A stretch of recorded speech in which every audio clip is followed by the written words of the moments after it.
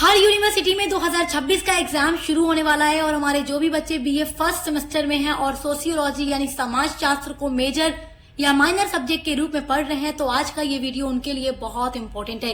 देखिए, अभी तक आपने कुछ भी अगर नहीं पढ़ा है और आप पहली बार देखिए अभी बीए का एग्जाम देने जा रहे हैं, आप लोगों का फर्स्ट सेमेस्टर है, तो आपको नहीं पता है कि आपको क्या पढ़ना है। इतना सारा टॉपिक सिलेबस में दे रखा है, हम क्या पढ़ें और क्या ना पढ़ें। काश हमें बस उतना पता चल जाए जो एग्जाम में आएगा तो हम वही पढ़ लेंगे।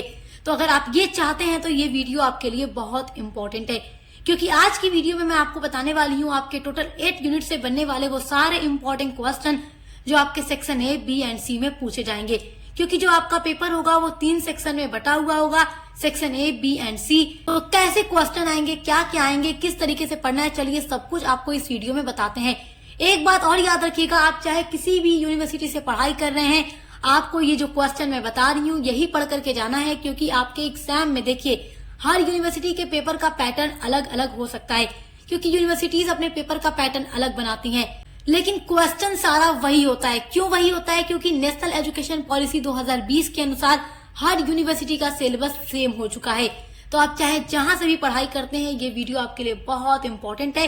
तो चलिए वीडियो को स्टार्ट करते हैं और देखते हैं आपके वो सारे इंपॉर्टेंट क्वेश्चन जो आपके एग्जाम में आने वाले हैं। क्योंकि मैं पिछले 3-4 सालों के पेपर को देखकर उसको एनालाइज करने के बाद ही इंपॉर्टेंट क्वेश्चन के माध्यम से ये मॉडल पेपर तैयार करती हूँ आप लोगों के एग्जाम के लिए, और जहां से हर साल 95% क्वेश्चन एग्जाम में आते हैं। तो चलिए इस वीडियो को शुरू करते हैं। तो चलिए सबसे पहले देखते हैं आपके पेपर का सेक्शन ए। सेक्शन ए जो आपका होगा ये होगा अति लघु उत्तरीय प्रश्न, जिसमें आपको 10 प्रश्न दिए जाएंगे और आपसे कहा जाएगा कि सभी प्रश्नों का उत्तर 50 शब्दों में लिखिए। तो 50 शब्दों में आपको हर एक प्रश्न का उत्तर लिखना होगा, और जिस तरीके से यहाँ पर आपको नजर आ रहा है अपनी स्क्रीन पर, बिल्कुल इसी तरीके से प्रश्न आपको दिया जाएगा। आपका पहला इम्पोर्टेंट क्वेश्चन है सेक्शन ए के लिए, समाज शास्त्र की प्रकृति। तो समाज शास्त्र की क्या प्रकृति है ये हम आपको पढ़ा चुके हैं। कोई भी टॉपिक आपके सिलेबस का ऐसा नहीं है जो हमने न पढ़ाया हो हर एक सब्जेक्ट में। तो हर एक सब्जेक्ट की क्लासेस आप हमारे चैनल पर विजिट करके कीजिएगा, और मॉडल पेपर हम लगातार अपलोड कर रहे हैं आपके एग्जाम के लिए, तो देखकर तैयारी करते रहिए। तो समाज शास्त्र की प्रकृति पढ़िएगा, लेकिन सबसे पहली चीज जो आपको पढ़ना है वो है समाज शास्त्र। जब आप समाज शास्त्र को समझे रहेंगे तभी आप समाज शास्त्र की प्रकृति लिख पाएंगे। तो समाज शास्त्र क्या होता है? समाज का अध्ययन करने वाला विज्ञान है जो समाज का क्रमबद्ध अध्ययन करता है। और समाज शास्त्र को विज्ञान इसीलिए कहा जाता है क्योंकि ये समाज की एक क्रम में, एक क्रमबद्ध तरीके से, एक सिस्टमेटिक वे में स्टडी करता है। और जब भी कोई चीज एक क्रमबद्ध तरीके से की जाती है तो उसे साइंस कहा जाता है, उसे विज्ञान कहा जाता है। तो समाज का क्रमबद्ध अध्ययन करने के कारण ही इसे समाज शास्त्र कहा जाता है। आपका दूसरा इम्पोर्टेंट क्वेश्चन है बहुसंस्कृतिवाद।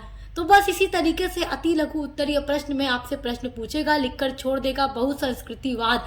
अब आप सोचेंगे इसके बारे में क्या लिखना है, तो इतना जान जाइए कि इसी तरीके से लिखकर छोड़ देगा। आगे पीछे ऐसे नहीं लिखेगा कि बहुसंस्कृतिवाद को परिभाषित कीजिए या इसका अर्थ लिखिए। बहुत कम इस तरीके से पूछता है, ज्यादातर प्रश्न ऐसे ही पूछा जाता है अति लघु में। तो बहुसंस्कृतिवाद का अर्थ आप 50 शब्दों में लिख दीजिएगा, यानी 4 से 5 लाइन में आप लिख दीजिएगा, आपको नंबर मिल जाएगा। हर एक टॉपिक हम आपका पढ़ा चुके हैं। आपका जो तीसरा इम्पोर्टेंट क्वेश्चन है अति लघु के लिए वो है सामाजिक गतिशीलता। तो सामाजिक गतिशीलता क्या है ये भी हम आपको पढ़ा चुके हैं, आप पढ़ लीजिएगा यूनिट नंबर 8 में। आपका देखिए चौथा इम्पोर्टेंट क्वेश्चन है प्राथमिक समूह क्या है। ये अति लघु उत्तरीय प्रश्न के लिए वेरी वेरी इंपॉर्टेंट है। मैंने आपसे पहले ही कहा है, हम 3 सालों का 4 सालों का पेपर देखते हैं, उसके एनालाइज करते हैं, और जो चीजें इंपॉर्टेंट होती हैं उनके माध्यम से ही आपका ये मॉडल पेपर हमारे द्वारा तैयार किया जाता है आपके एग्जाम के लिए। और हर साल यहाँ से 95% प्रश्न एग्जाम में आते हैं। आपका पांचवा इम्पोर्टेंट क्वेश्चन है समुदाय। तो समुदाय भी हम आपको पढ़ा चुके हैं, समुदाय के बारे में हर एक चीज आपको पढ़ा चुके हैं। तो समुदाय का अर्थ क्या होता है ये आप पढ़ लीजिएगा। कम्युनिटी होती है जो कि समाज में इसीलिए बनाई जाती है, इसमें मेंबर होते हैं, सदस्य होते हैं जो मिलकर सामान्य गोल यानी एक जैसे एक समान लक्ष्य को प्राप्त करने के उद्देश्य से मिलकर काम करते हैं, एक दूसरे का सहयोग करते हैं। तो वही समुदाय होता है, कम्युनिटी, जिसको इंग्लिश में कहा जाता है। आपका छठा जो इम्पोर्टेंट क्वेश्चन है वो है धर्म। तो धर्म के बारे में भी मैं आपको पढ़ा चुकी हूँ, धर्म क्या है, धर्म की परिभाषा, विशेषता, इसके लक्षण। तो आप धर्म के बारे में भी पढ़ लीजिएगा। कोई टॉपिक ऐसा नहीं है जो आपको न मिले, सब हम पढ़ा चुके हैं। सातवां इंपॉर्टेंट क्वेश्चन आपका है नातेदारी। नातेदारी के लिए एक वर्ड और यूज होता है रिश्तेदारी। तो एग्जाम में पूछ देगा नातेदारी क्या है, तो आप ये सोचेंगे अरे नातेदारी क्या होता है, हम तो रिश्तेदारी पढ़ के आए। तो नातेदारी या रिश्तेदारी बात एक ही है, ये बात याद रखिएगा। और नातेदारी क्या होती है, ये रिश्ता होता है, समाज में हमारा लोगों के साथ रिश्ता होता है, रिलेशन होता है, रिश्तेदारी होती है। देखिए दो तरीके की नातेदारी होती है, एक रक्त संबंधी और एक विवाह संबंधी। रक्त संबंधी यानी जिनसे हमारा खून का रिश्ता हो, माता पिता भाई बहन, और विवाह संबंधी नातेदारी यानी शादी के बाद जो रिश्ता जुड़ा है लड़की का अपने ससुराल वालों के साथ और लड़का का अपने ससुराल वालों के साथ। तो ये भी एक रिश्ता ही है, लेकिन ये शादी के माध्यम से जुड़ा है, खून का रिश्ता नहीं है। तो यही चीजें आपको यहाँ पर लिखनी है। आपका आठवां वेरी इंपॉर्टेंट क्वेश्चन है मानव और पशु समूह क्या है। This is very very important question. मानव और पशु समूह के बारे में भी सारी चीजें हम आपको पढ़ा चुके हैं, लेकिन जब आपसे सेक्शन ए में पूछेगा तो केवल आपसे इसका अर्थ ही पूछेगा, विशेषता या अंतर ये लॉन्ग में पूछता है। और हम सब कुछ आपको क्लासेस जब करा रहे थे तो पढ़ा चुके हैं। मानव और पशु समूह के बारे में आपको यही लिखना है कि मानव दो पैरों पर चलता है, इसके पास अपनी बात को समझाने की भाषा है, लैंग्वेज है, और अपनी भावनाओं को ये दूसरों तक इजीली पहुंचा सकता है, समझा सकता है, अपनी बात बता सकता है। इसके समाज में संस्कृति है, सभ्यता है, और पशुओं के समाज में इन सभी का अभाव है। पशुओं के समाज में न कोई संस्कृति न कोई सभ्यता हमें देखने को मिलती है, और नहीं ये दो पैरों पर चलते हैं। अधिकतर पशु जो होते हैं वो चार पैरों पर ही चलते हैं। इनके पास कोई लैंग्वेज नहीं है जिसके माध्यम से ये हमारे जैसे बोलकर अपनी भावनाओं को समझा सकें। अगर इन्हें भूख लगती है तो ये चिल्लाना शुरू करते हैं, मतलब इनकी जो एक अपनी पर्टिकुलर भाषा आवाज होती है, भाषा नहीं आवाज, उसके माध्यम से ये बोलते हैं। तो हमें पता चलता है कि हाँ इसको भूख लगी है, लेकिन हमारे जैसे ये बोल नहीं पाते। तो यही सारी चीजें आपको इनमें लिखनी है। आपका जो 9वां इंपॉर्टेंट क्वेश्चन है वो है संयुक्त परिवार, जिसको इंग्लिश में ज्वाइंट फैमिली सिस्टम कहा जाता है। संयुक्त परिवार के बारे में भी हम आपको पढ़ा चुके हैं। संयुक्त परिवार का जब आपसे अर्थ पूछेगा अति लघु में, तो आपको मेरे प्यारे स्टूडेंट्स यही लिखना है कि संयुक्त परिवार वो परिवार होता है जिसमें एक छत के नीचे 3 से अधिक पीढ़ियां, कम से कम 3 पीढ़ियां निवास करती हैं, जिनका एक व्यवसाय होता है और एक ही किचन में, एक ही रसोई घर में सबका खाना बनता है, और सभी को एक बराबर व्यवस्था परिवार के अंदर दी जाती है। किसी को न अधिक दी जाती है, किसी को न कम दी जाती है। वही संयुक्त परिवार होता है। ये सब हम आपको पढ़ा चुके हैं। आपका 10वां वेरी इंपॉर्टेंट क्वेश्चन है प्रतिस्पर्धा, जिसको बोलते हैं इंग्लिश में कंपटीशन। समाज में प्रतिस्पर्धा की भावना भी हमें देखने को मिलती है। समाज में जहां हमारे अंदर एक ये भावना होती है कि हम अपने लोगों का सहयोग करें, एक दूसरे की हेल्प करें, और अगर कोई इंसान कुछ करना चाह रहा है तो उसकी हेल्प करें ताकि वो अपने काम को अच्छे से कर सके। उसी के साथ साथ हर इंसान के अंदर प्रतिस्पर्धा भी होती है। हर इंसान यही चाहता है, देखो जब भी कोई कंपटीशन होता है तो कोई ये नहीं चाहेगा कि कंपटीशन में मैं हार जाऊं, मेरे दोस्त जीत जाए, या मेरे क्लास में कोई और जीत जाए, या कोई और जीत जाए। हर कोई यही चाहेगा बस मैं ही विनर हूँ। तो इसके लिए वो कुछ भी करने को तैयार होते हैं, किसी को नुकसान पहुंचाना पड़े, ठेस पहुंचाना पड़े, तो इंसान हर वक्त तैयार रहता है खुद को प्रतिस्पर्धा में विनर बनाने के लिए। तो मेरे प्यारे स्टूडेंट्स, आपको केवल ये 10 क्वेश्चन पढ़ कर जाना है अपने सेक्शन ए के लिए।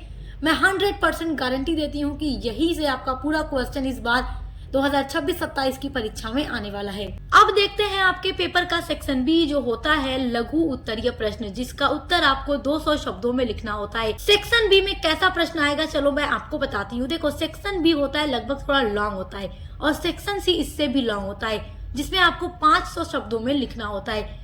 तो जो सेक्शन बी होता है इसमें आपको 200 शब्दों में लिखना होगा हर एक प्रश्न का उत्तर, और आपको 5 प्रश्नों के उत्तर लिखने होंगे। यानी कि आपको जितने भी प्रश्न दिए जाएंगे, लगभग 7 से 8 प्रश्न दिए जाते हैं, और आपसे कहा जाता है कि इन्हीं 5 प्रश्नों के उत्तर लिखिए। तो अब उन प्रश्नों में से जो आपको सबसे अच्छे से याद है उन्हीं का उत्तर आपको 200 वर्ड में लिखना होगा। तो यहाँ मैं आपको सेक्शन बी के लिए 8 इंपॉर्टेंट क्वेश्चन बताने वाली हूँ एग्जाम 2026-27 के लिए, हर यूनिवर्सिटी के लिए, और 100% गारंटी देती हूँ कि यहीं से आपका सेक्शन बी में क्वेश्चन आएगा। तो अभी तक आपने कुछ नहीं पढ़ा है तो केवल यही 8 क्वेश्चन सेक्शन बी के लिए पढ़िएगा। पहला इंपॉर्टेंट क्वेश्चन है प्राथमिक और द्वितीयक समूह में अंतर कीजिए। बहुत बहुत इंपॉर्टेंट क्वेश्चन है, 100% इंपॉर्टेंट है, हर साल एग्जाम में रिपीट होता है। दूसरा इंपॉर्टेंट क्वेश्चन है संस्थाओं की विशेषताओं का वर्णन कीजिए।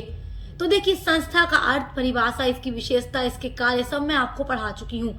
आप देखकर पढ़ लीजिएगा, संस्था की विशेषता को अच्छे से तैयार कर लीजिएगा। पूरा नोट्स के साथ मैं आपकी क्लासेस कराती हूँ ताकि आप लोग अच्छे से तैयारी कर सकें। तो आपको मिल जाएगी प्लेलिस्ट की लिंक इसी वीडियो के डिस्क्रिप्शन बॉक्स में, जिसमें आपको इन सारे क्वेश्चन के आंसर मिल जाएंगे। आपका तीसरा वेरी इंपॉर्टेंट क्वेश्चन है जो 100% आने वाला है हर यूनिवर्सिटी में। वो क्वेश्चन है समाजशास्त्र क्या है, समाजशास्त्र की विषय वस्तु की व्याख्या कीजिए। देखिए, जब भी हम कोई सब्जेक्ट पढ़ते हैं तो उस सब्जेक्ट से रिलेटेड बनने वाला क्वेश्चन इंपॉर्टेंट है। जैसे आप समाजशास्त्र पढ़ रहे हैं तो समाजशास्त्र क्या है, इसका अर्थ, इसकी परिभाषा, इसकी विशेषता, इसकी विषय वस्तु और इसकी प्रकृति आपको एकदम बढ़िया से तैयार करके जाना है, क्योंकि इसमें से कोई भी प्रश्न आपकी परीक्षा में पूछ सकता है लॉन्ग में। तो ये क्वेश्चन आपके लिए बहुत इंपॉर्टेंट है। आपका अगला वेरी इंपॉर्टेंट क्वेश्चन है समुदाय का अर्थ एवं परिभाषा लिखिए, समुदाय के प्रमुख तत्वों का विवेचन कीजिए। तो समुदाय का अर्थ, परिभाषा, विशेषता, इसके तत्व हम आपको पढ़ा चुके हैं, तो आप देखकर तैयार कर लीजिएगा। नोट्स के साथ आपको पूरा आंसर मिल जाएगा, जो नोट्स आप तैयार कर सकते हैं अपने एग्जाम में आंसर के रूप में लिखने के लिए। तो ये क्वेश्चन भी हर साल एग्जाम में पूछा जाता है, हर यूनिवर्सिटी के एग्जाम में।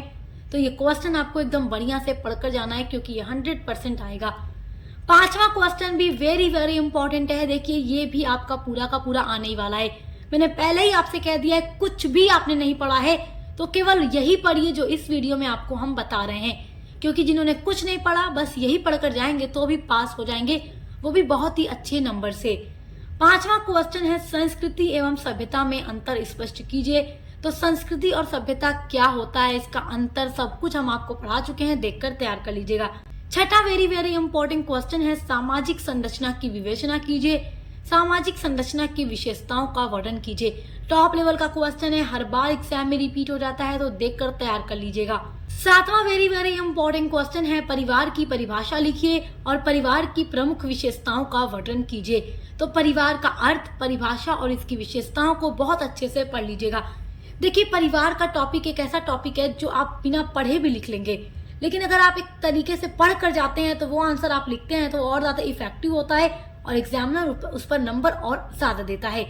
तो देखिए, परिवार क्या है आप जानते ही हैं, जहाँ दो महिला और पुरुष यानी एक महिला एक पुरुष का विवाह होता है और यौन संबंधों के माध्यम से बच्चे पैदा किए जाते हैं, वो परिवार कहलाता है। तो इसके बारे में सब हम आपको पढ़ा चुके हैं। आठवां आपका वेरी इंपॉर्टेंट क्वेश्चन है जो 100% इस बार आने वाला है, वो है सामाजिक स्तरीकरण क्या है, इसके स्वरूपों का उल्लेख कीजिए। सामाजिक स्तरीकरण, स्तर का मतलब होता है ना समाज में जो एक स्तर बनता है जातियों का, उच्च जातियां, निम्न जातियां। आप जानते हैं ब्राह्मण, क्षत्रिय, वैश्य, शूद्र, तो उस तरीके से जो एक स्तर बन रहा है कि ब्राह्मण सबसे ऊपर, तो ब्राह्मण, फिर क्षत्रिय, फिर वैश्य, फिर शूद्र, तो सबसे निचले पैमाने पर कौन आ रहा है, शूद्र आ रहे हैं। तो ये एक स्तर बन रहा है ना, ऊंच नीच का स्तर बन रहा है और समाज में ऊंच नीच की भावना पाई जाती है।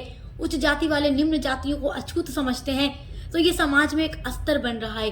तो सामाजिक स्तरीकरण क्या है, इसके क्या स्वरूप है, हम आपको पढ़ा चुके हैं, आप देखकर तैयार कर लीजिएगा।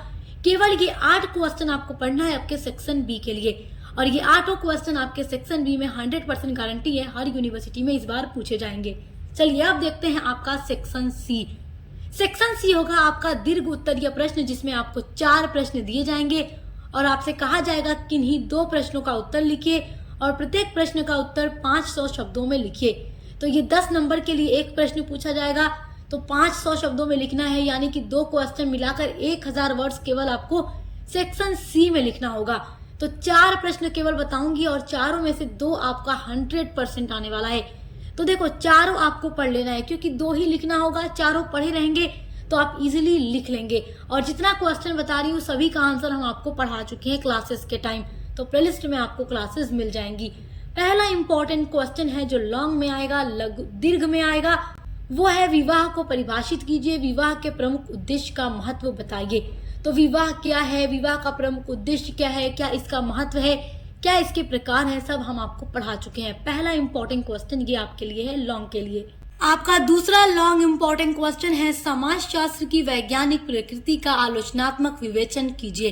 तो समाजशास्त्र की प्रकृति आप पढ़ लीजिएगा, यूनिट नंबर 1 में हम आपको पढ़ा चुके हैं। तीसरा वेरी इंपॉर्टेंट क्वेश्चन है सहयोग से आप क्या समझते हैं, सहयोग की विशेषताएं एवं इसके प्रकार बताइए। ये सारे वही क्वेश्चन मैं आपको बता रही हूँ जो हर साल पूरी गारंटी होती है एग्जाम में आने की। चौथा इंपॉर्टेंट क्वेश्चन है नातेदारी क्या है, नातेदारी के प्रकार का वर्णन कीजिए। तो नातेदारी तो आप जानते ही हैं, जो समाज में हमारा लोगों के साथ रिश्ता होता है, और नातेदारी 2 प्रकार की है, विवाह संबंधी नातेदारी, रक्त संबंधी नातेदारी। जो मैं आपको अभी समझा चुकी हूँ। तो केवल ये 4 प्रश्न आपको दीर्घ उत्तरीय प्रश्न के लिए पढ़ना है, जो कि वेरी इंपॉर्टेंट है 2026-27 एग्जाम के लिए, हर यूनिवर्सिटी के लिए। तो मेरे प्यारे बच्चों, आज की वीडियो में जो सोशियोलॉजी का पूरा मॉडल पेपर मैंने आपको बताया है, केवल इन्हीं क्वेश्चन के आंसर को तैयार कर लीजिए। पूरी 100% गारंटी है, इससे बाहर आपका एक भी कोई क्वेश्चन नहीं आएगा। अगर आप इतना पढ़ लेते हैं तो आप पूरे नंबरों से अच्छे से पास हो जाएंगे। और सोशियोलॉजी के साथ साथ हम हर एक सब्जेक्ट का मॉडल पेपर अपलोड कर रहे हैं, चाहे आप जो भी सब्जेक्ट पढ़ते हैं, और साथ ही साथ को करिकुलर का भी मॉडल पेपर अपलोड करके हम आपके को करिकुलर पेपर की भी पूरी तैयारी करा रहे हैं। तो अच्छे से देखकर पढ़ाई करते रहिए। Best of luck. हम मिलते हैं अगली वीडियो के साथ।